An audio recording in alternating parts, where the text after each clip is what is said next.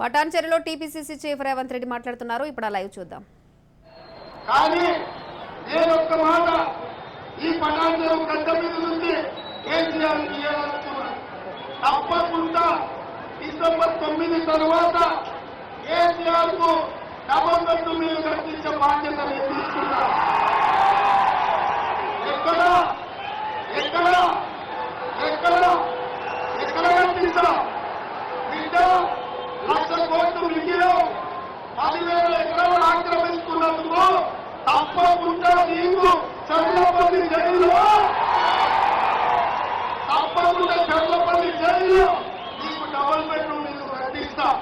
ఎందుకంటే ఆయన మనకు చెప్పిండు, కొడుకు కోడలు ఉంటే ఆడమంటారు, పండుగ పూట పిల్లలు ఉంటే ఆడ ఉంటారు, మేక పిల్లలు పెద్ద పిల్లలు ఉంటే జాడ కట్టేస్తారు. అందుకే డబుల్ బెడ్రూమ్ ఇల్లని సరిగ్గా పూర్తి చేస్తున్న కేసీఆర్ అయ్యా దోచుకున్న దాంట్లో నీ కొడుకు కోడలు నీ బిడ్డలు మరి చెర్లపల్లికి నీ కొడుకు కోడలు నీ బిడ్డలు అంటే వాళ్ళొక్కల నువ్వొక్కల ఉంటే కష్టం కదా. మీరందరూ ఒక్కగా ఉండాలి కదా.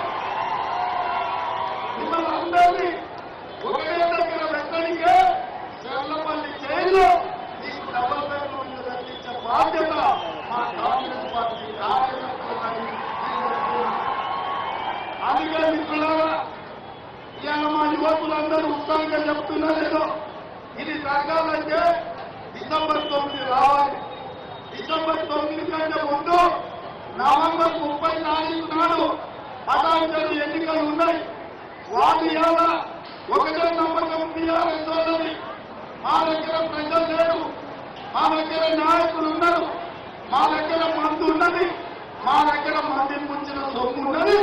మేము మందులో ఓటుకు 10,000 ఇస్తాం, 4 లక్షల ఓట్లకు పటాన్చెరు ఇస్తాం. అయితే ఎంతైతుందా? 400 కోట్లు అవుతుందని అంటున్నాను. నేను చెప్పాలనుకున్న ఈ ప్రాంత ప్రజలకు ఓటుకు 10,000 కేసీఆర్ సొమ్ము అప్పుడు ₹1 తక్కువన్నా వచ్చిన టీఆర్ఎస్ సొమ్ము కొంగబెట్టి నటి మీద రానుకుంటుంది. ఇచ్చిందంతా తీసుకోండి, తెచ్చిందంతా ముందుకోండి, తూర్పు తిరిగి దండం పెట్టమని ఒక్క తండ్రుల నుండి ఆ తర్వాత పోలింగ్ బూత్ లో ఆమె శ్రీనివాసులు 40,000